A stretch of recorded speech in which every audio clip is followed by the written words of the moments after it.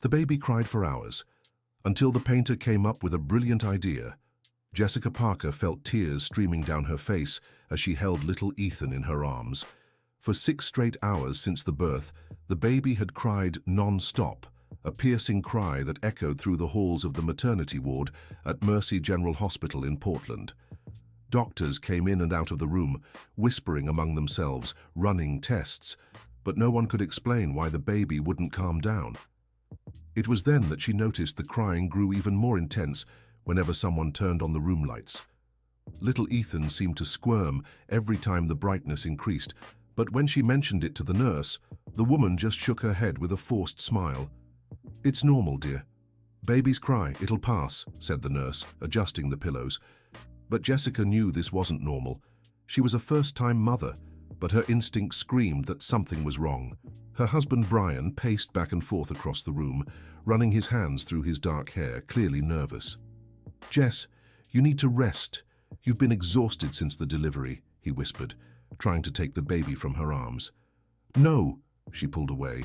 "He gets worse when you hold him. I feel like he needs something different, Bree. Something we're not understanding." Outside the room, through the slightly open door, a man in a light cap watched the scene. His hands were dirty with white paint, and he carried a paint roller. It was Mark Wilson, 35 years old, hired to renovate the pediatric wing of the hospital.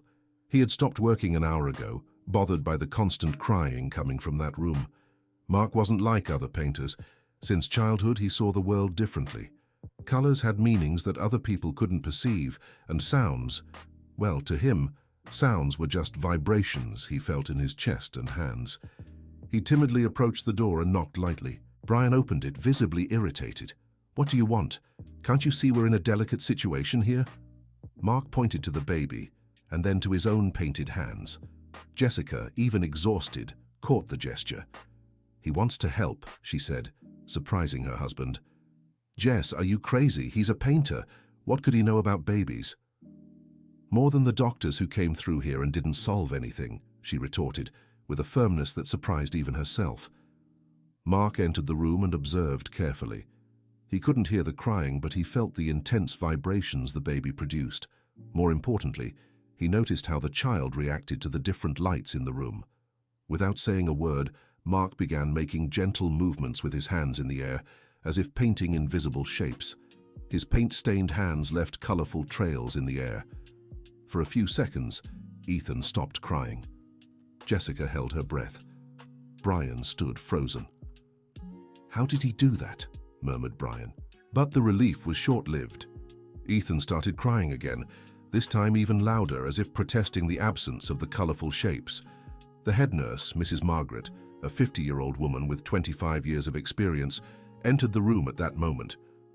"What's going on here?" she asked, seeing Mark with his dirty hands near the baby. "You can't be here. It's against hospital rules." "Wait!" Jessica got up from the bed, still holding Ethan.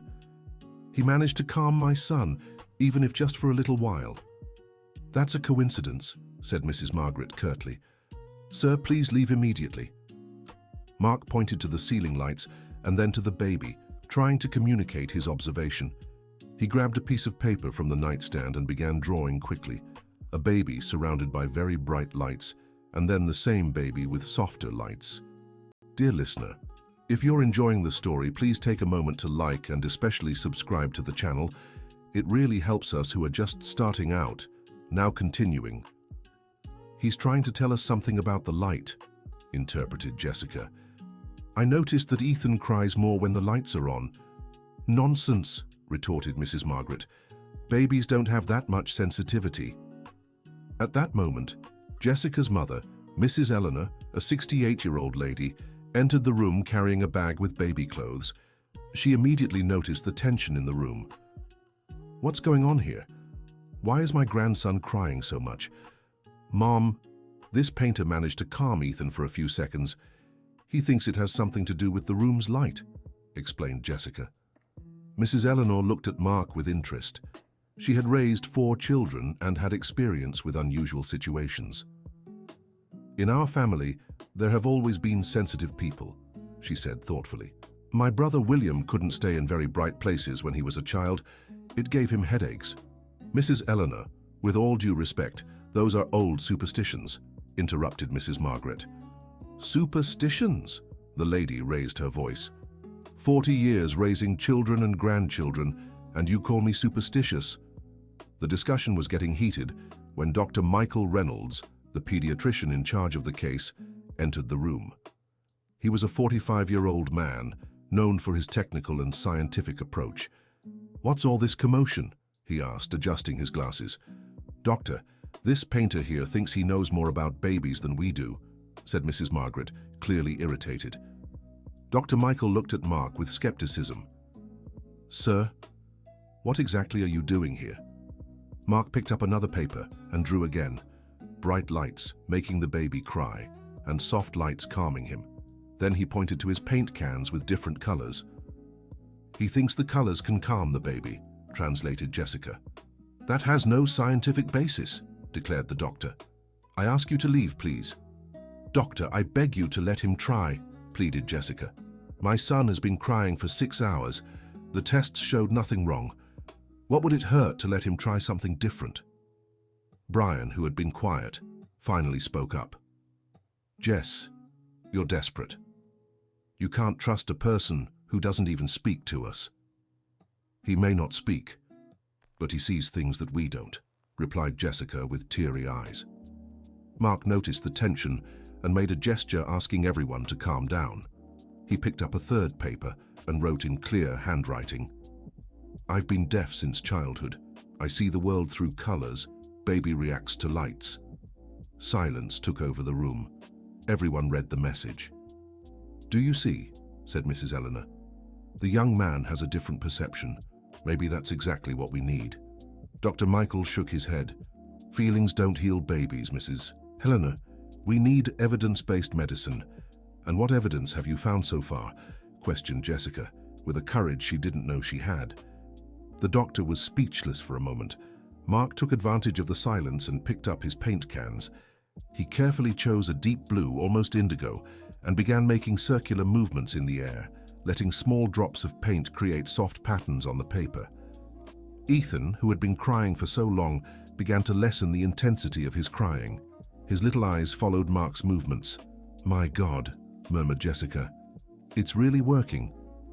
"It's a coincidence," insisted Dr. Michael, but his voice no longer sounded so convinced. Mark continued with the movements, now adding a soft green to the patterns. The baby stopped crying completely and seemed hypnotized by the shapes being created. "It's not a coincidence," said Mrs. Eleanor, moved. "Look at the boy's eyes. He's following every movement." "Mrs." Margaret approached, curious despite her initial resistance. "How do you know which colors to use?" she asked. Mark wrote quickly, "I feel the vibrations of the cry. Each vibration calls for a different color." "Vibrations," repeated Dr. Michael Reynolds thoughtfully. At that moment, Ethan began to close his little eyes, finally relaxing in his mother's arms. It was the first time in 6 hours that he had shown signs of tranquility. "He's going to sleep," whispered Jessica Parker, with tears of relief. But the peace lasted only 15 minutes. When Ethan woke up, the crying returned with full force. Mark immediately resumed making movements with the paints, but this time the effect was lesser.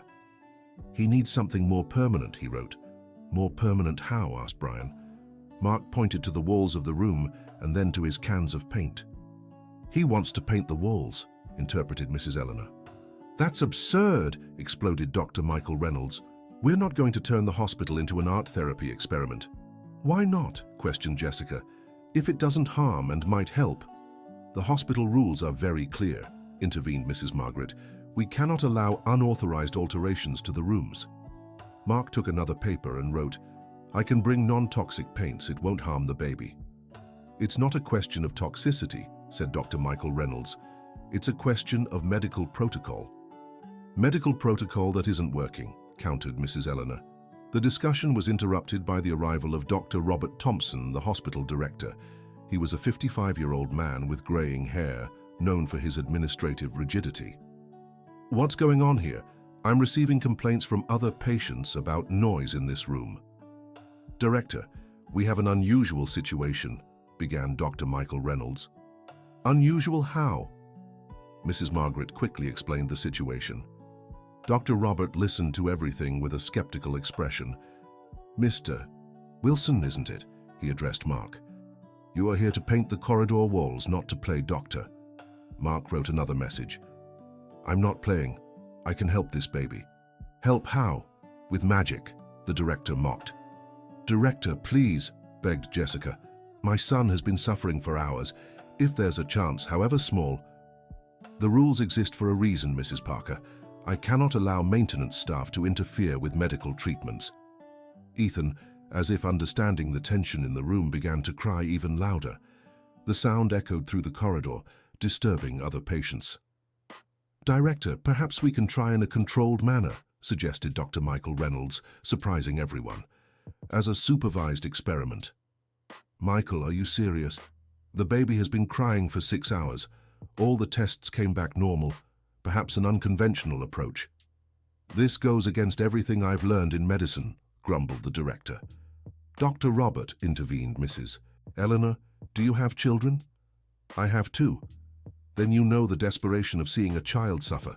For God's sake, let the young man try. The director looked at Ethan, who cried incessantly, then at Jessica, clearly exhausted. Half an hour, he said finally. Half an hour supervised. If it doesn't work, Mr. Wilson goes back to his job and I want no more interruptions. Mark nodded in thanks and quickly left to fetch his special paints. He had a set of colors he kept for special projects, high-quality paints with unique pigments. When he returned, he found the room full of people. Besides the family, another nurse and a medical intern had arrived, curious about the unusual situation. 30 minutes, reminded Dr. Robert, looking at his watch. Mark began to work on one of the side walls, carefully choosing his colors. It started with a deep blue at the base. Then he added waves of aqua green, creating a fluid pattern that resembled the movement of calm water. As he painted, Ethan began to react. The crying gradually diminished until it became just small whimpers. It's working, murmured the new nurse. It's still too early to say anything, said Dr. Michael Reynolds, but his voice showed interest. Mark continued painting, now adding touches of soft violet at the edges. The baby became completely quiet, watching the movements of the brush. My God, how is this possible? Asked Brian, incredulous. Mrs. Eleanor approached Mark and gently touched his arm. When he looked at her, the lady made the thank you gesture with her hands. Mark smiled and continued working. There was something in the colors he chose, a harmony that went beyond aesthetics. It was as if he could see the music the baby needed to hear through his eyes. When he finished the first wall, Ethan was sleeping peacefully in Jessica Parker's arms. 28 minutes, announced Dr. Robert Thompson, clearly impressed. He slept, whispered Jessica. He finally slept. Everyone fell silent, watching little Ethan breathe calmly. It was the first time in 6 hours that the room was at peace. Maybe we should let him sleep and see if he stays calm, suggested Dr. Michael Reynolds. I agree, said Dr. Robert Thompson.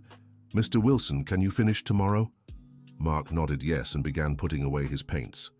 Before leaving, he wrote one last message. I'll be back early tomorrow. Baby will need more colors. Dear listener, if you're enjoying the story, please take a moment to like and especially subscribe to the channel. It really helps us who are just starting out. Now, continuing. That night, Ethan slept for 3 hours straight, a record since birth. Jessica managed to rest a bit but woke frequently to check if her son was okay. The next morning, Mark arrived early at the hospital, carrying more cans of paint and some special brushes. He had researched all night about colors and their effect on newborns, discovering that his intuition had scientific basis. When he arrived at the room, he found a surprise. There were more people there. Dr. Michael Reynolds was talking to a woman Mark didn't know, and several nurses were coming and going with curiosity. Mark, Jessica waved to him, how did you manage to get him to sleep? Ethan was peaceful for 3 hours. The unknown woman approached. Mr. Wilson, I'm Dr. Emily Johnson, a pediatric neurologist. Dr. Reynolds told me about the case and I asked to evaluate the baby. Mark nodded, greeting her. Dr. Reynolds told me you're deaf. and that you use colors to calm the baby. Can you explain to me better how it works? Mark took his notepad and began writing a more detailed explanation. Since childhood, I see vibrations as colors. Each sound has a different color. Baby's cry is a very strong, aggressive color. Needs soft colors to balance. Interesting, murmured Dr. Emily. There are studies about synesthesia and its therapeutic application. Synesthesia? Asked Brian. It's a neurological condition where the senses mix. Some people hear colors or see sounds. Apparently, Mr. Wilson developed this ability to compensate for hearing loss. Mark continued writing. Not only do I see colors of sounds, I feel which color calms each person. Babies are more sensitive. Dr. Emily read carefully. Mr. Wilson, I would like to do some tests with Ethan while you paint. We might discover exactly what's happening. As they talked, Ethan woke up and immediately began crying again. Mark quickly picked up his brushes and continued working on the wall. This time, he chose shades of very light pink mixed with soft peach. The baby calmed down almost instantly. Remarkable, commented Dr. Emily, taking notes. The reaction is immediate and consistent. Doctor, does this mean my child has a problem? Asked Jessica, worried. On the contrary, it means he has a special sensitivity that could be a gift. Many highly sensitive children become artists, musicians, or have other special abilities. Mrs. Eleanor, who had spent the night at the hospital, approached. I knew there was something special about my grandson. I always felt it. Dr. Michael observed Mark's work closely. Mr. Wilson, how did you learn to do this? Mark stopped painting for a moment and wrote, As a child, colors calmed me when the world got too confusing. I learned that different emotions need different colors. And how do you know which color to use for each situation? I feel it in my chest. Each emotion causes a different vibration. The vibration shows me which color is needed. Dr. Emily was fascinated. This is extraordinary. You've developed a highly sophisticated compensatory sensory system. As Mark finished the second wall, more people began to take an interest in the case. The news had spread through the hospital, and other parents of babies with similar issues began to appear in the hallway. Dr. Michael, called a nurse. Mrs. Aparecida from room 304 wants to know if the painter can help her baby too. And Mr. Carlos from 308 is asking the same thing, added another. Dr. Michael looked at Dr. Robert, who had just arrived. Director, we have an interesting situation here. Interesting how? Other parents are asking for Mr. Wilson's help for their babies. Dr. Robert observed Ethan, who was sleeping peacefully while Mark painted. How many similar cases do we have at the moment? 3 babies with inconsolable crying and no identified medical cause, replied Dr. Michael. Mr. Wilson, Dr. Robert addressed Mark. Would you be willing to help other babies? Mark nodded energetically. But we would need a protocol. We can't have painters all over the hospital without supervision. Dr. Emily stepped forward. Director, I can supervise.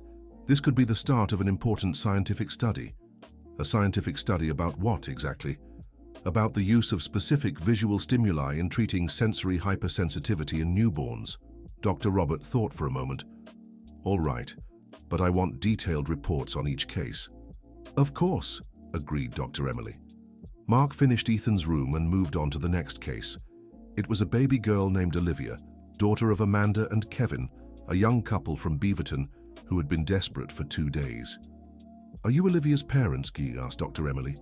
Yes, replied Amanda, with deep dark circles under her eyes. They said you might be able to help our daughter. Mark observed the baby, who was crying with a different intensity than Ethan. He took his notepad and wrote, This baby needs different colors. Her cry is higher pitched. He chose very soft lavender tones mixed with grayish blue. He began to paint faster, smaller movements on the wall. Olivia reacted immediately, her crying subsiding. Incredible, murmured Kevin. How does he know? Each person has their own color. Babies show it more clearly, wrote Mark. While working in Olivia's room, Mark noticed he needed different approaches for each child. Ethan responded to fluid movements and oceanic colors. Olivia preferred soft geometric shapes in pastel tones. Dr. Emily documented everything meticulously. "Mr. Wilson, are you creating an individualized protocol for each baby?" Mark nodded and wrote, "There is no recipe. Every child is unique." The third case was even more challenging. Jacob, son of Sarah Miller and Jonathan, had been crying for 3 days. It was a different cry from the others, deeper and more constant. When Mark entered the room, he immediately felt a different energy. He wrote, "This baby needs green, forest green." Sarah Miller, a 40-year-old woman who had been trying to get pregnant for 10 years, was completely exhausted. "Please," she begged, "they told me you can help." Mark began painting deep green tones mixed with soft brown, creating the impression of a forest seen through the treetops. Jacob took longer to respond, but gradually the crying subsided. "It's working," whispered Jonathan, amazed. When Mark finished, Jacob was fast asleep. "Doctor," Sarah Miller addressed Dr. Michael Reynolds, "what does this mean? Why does my son respond to colors?" "We're discovering that some babies have a special sensitivity to visual stimuli," explained Dr. Michael. "Mr. Wilson has developed a unique ability to identify what stimuli each child needs." That afternoon, news of the miracle painter had spread throughout Portland. Reporters began calling the hospital, and families from other cities started seeking information. Dr. Robert Thompson called an emergency meeting. "Everyone, we have a situation that's getting out of control. The press wants to interview Mr. Wilson, and we're getting calls from all over the state." "Director," interjected Dr. Emily Johnson, "I believe we should document everything properly before any public exposure." "I agree. Mr. Wilson, are you willing to collaborate on a scientific study?"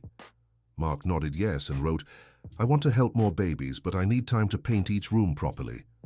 "How much time do you need for each case?" "It depends on the baby. Some need just one wall, others need the whole room." Dr. Michael made a suggestion. "What if we create an experimental wing? Some special rooms where Mr. Wilson can work with better structure." "That would require a significant investment," noted Dr. Robert. "Perhaps we can get sponsorship," suggested Dr. Emily. "This kind of innovation attracts a lot of scientific and social interest." At that moment, Brian, Jessica's husband, approached the group. "Excuse me, doctors. My name is Brian Parker. I'm the commercial director of Color Life Paints. I'd like to offer all the paint and materials needed for this project." "Mr. Parker, that's very generous," said Dr. Robert. "It's not generosity, doctor. It's gratitude. This man saved my son, and if he can help other children, we want to be part of it." Mark approached Brian and wrote, "Thank you, but I need special paints, not just any paint." "What kind of special paints?" asked Brian. "Paints with natural pigments. No harsh chemicals. Babies are very sensitive." "We can get that. We have suppliers of organic paints." Mrs. Eleanor, who had observed the whole conversation, approached Mark. "Young man, can I speak with you for a minute?" Mark nodded yes. "My grandson is doing well, thanks to you. I want to ask you something. Did you learn this on your own?" Mark took his notepad and wrote a longer response. "My mother died when I was 8 years old. I was very sad. Colors were the only thing that calmed me. I learned on my own that different colors have different effects on people." "Mrs. Eleanor was moved. "You turned your pain into healing for others. That's very beautiful." Dear listener, if you're enjoying the story, please take a moment to like and especially subscribe to the channel. It really helps us who are just starting out. Now continuing.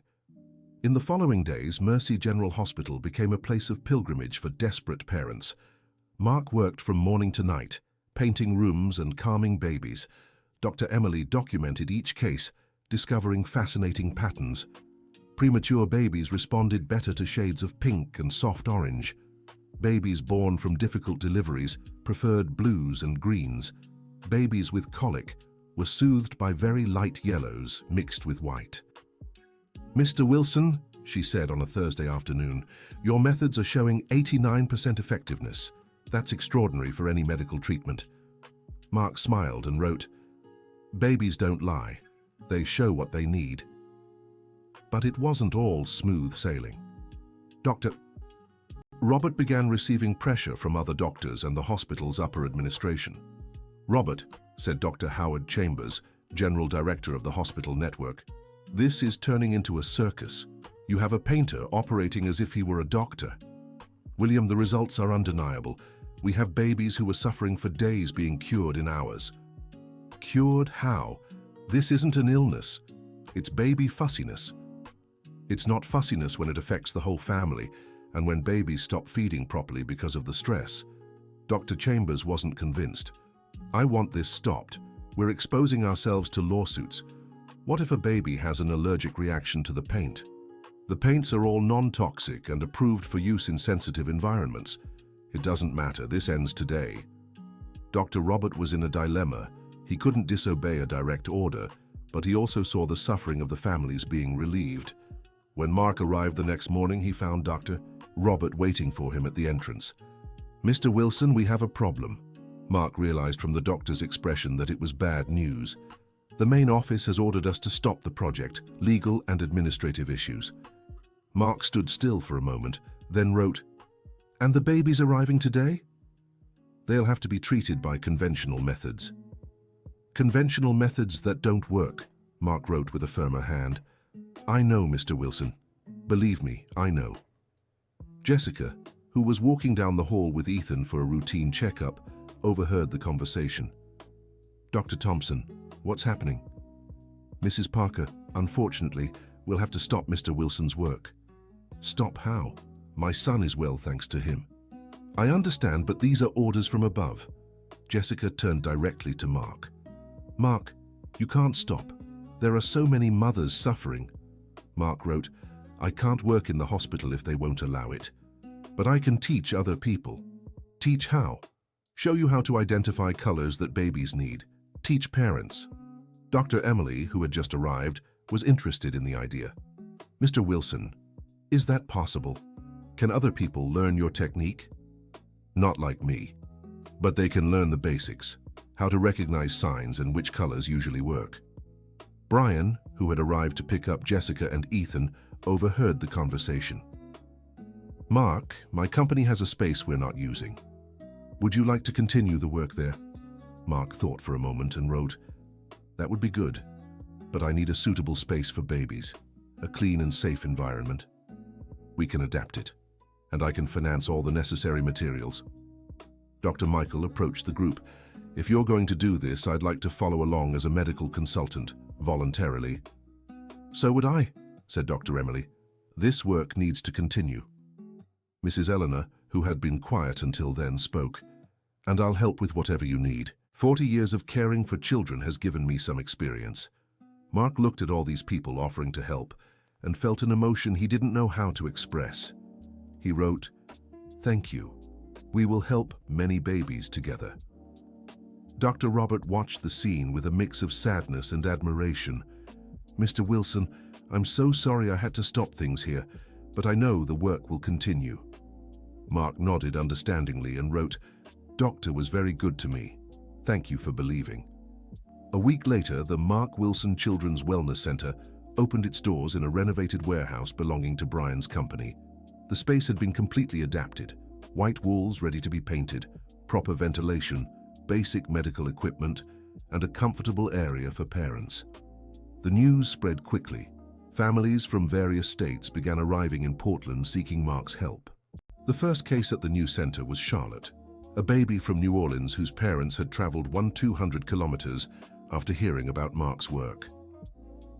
"Doctor, our daughter has been crying for a week," said Margaret, the baby's mother. "The doctors in New Orleans couldn't help." Mark observed Charlotte and immediately sensed this was different from previous cases. He wrote, "This baby has extreme sensitivity, needs an almost colorless environment first." He began by painting only small details in pearly white on the walls, creating subtle shapes that were barely noticeable. Gradually, as the baby calmed down, he added very light beige tones. "How do you know how to do this?" asked the child's father, William. Dr. Emily Johnson, who now documented all cases at the new center, explained, "Mr. Wilson has developed a unique sensory perception that allows him to identify exactly what visual stimulus each child needs to calm down. And does this always work? We have a 94% success rate in cases treated so far, replied Dr. Michael Reynolds. Charlotte gradually calmed down and by the end of the day was sleeping peacefully in her mother's arms. I can't believe it, wept Margaret. A week of despair resolved in just a few hours.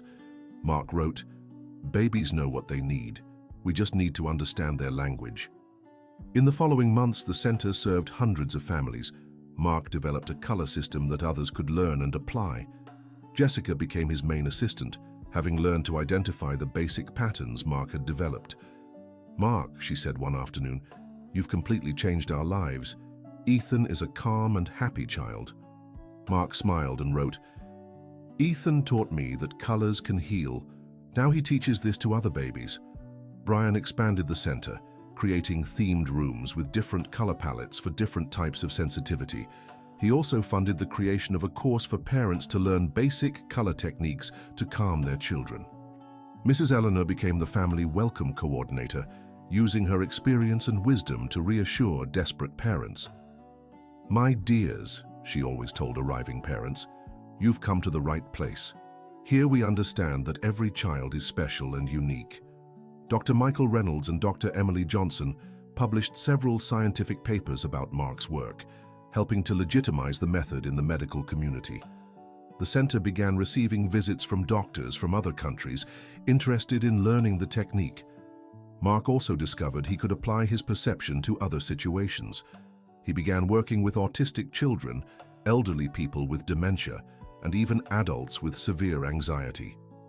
Mark, wrote Dr.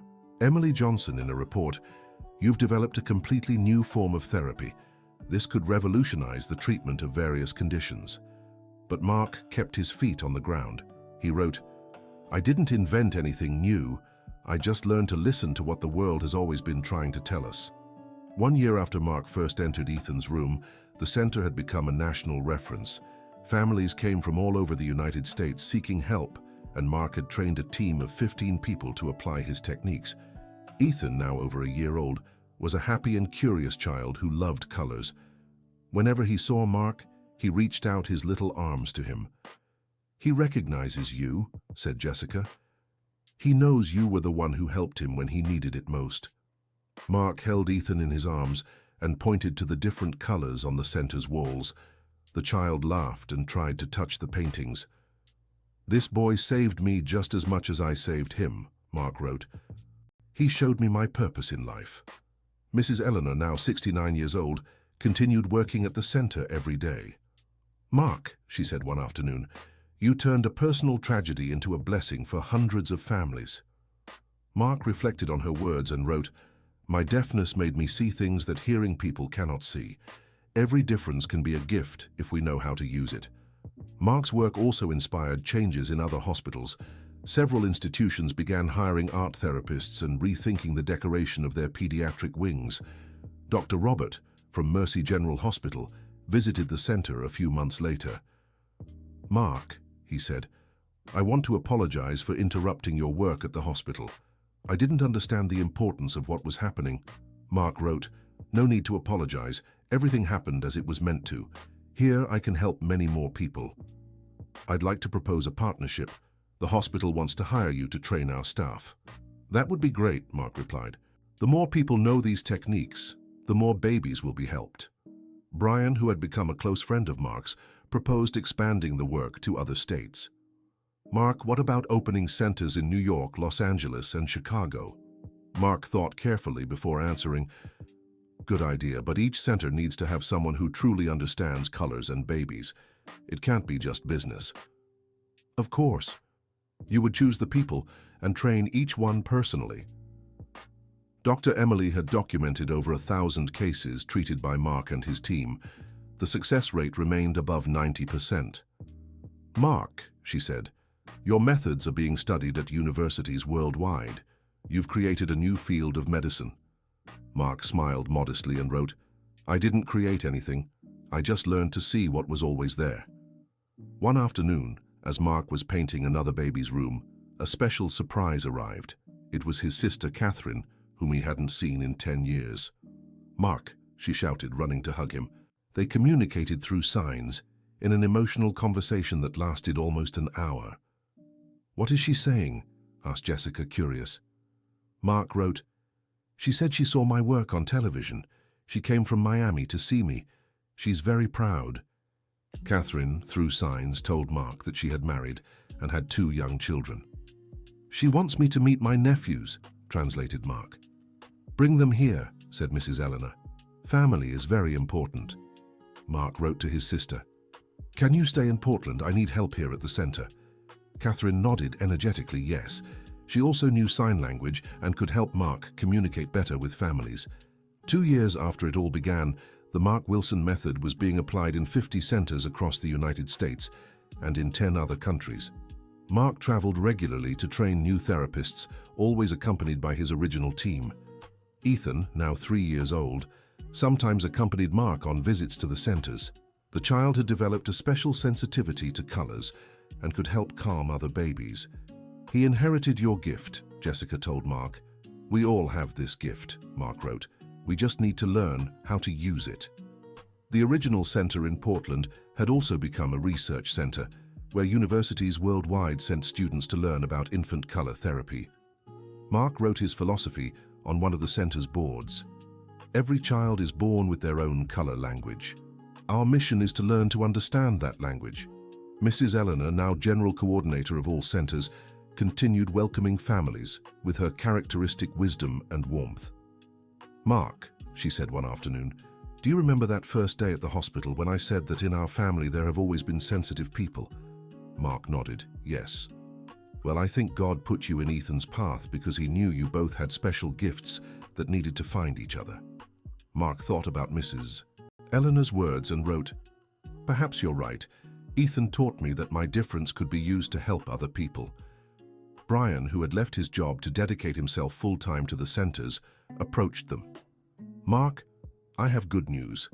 The government has approved a national chromotherapy program for public hospitals."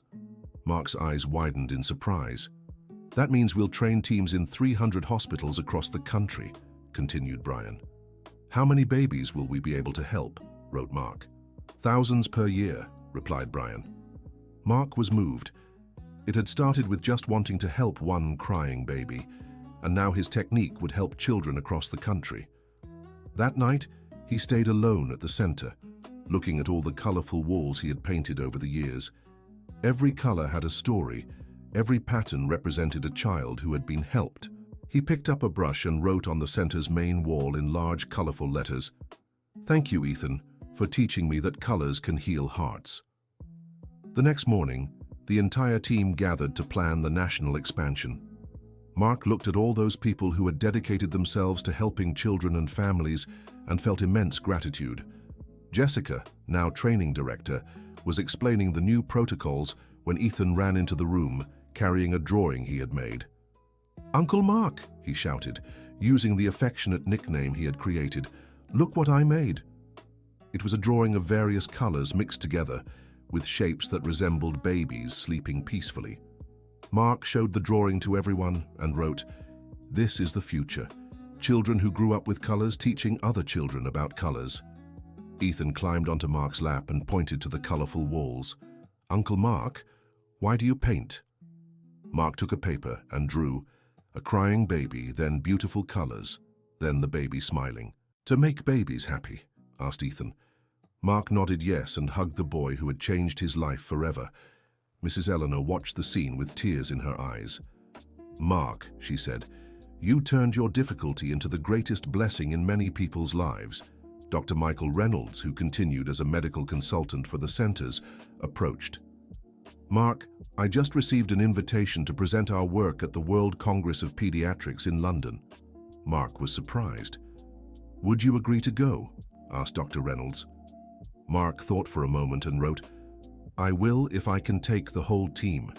This work isn't just mine." "Of course," said Dr. Reynolds, smiling. Dr. Emily Johnson showed the latest numbers.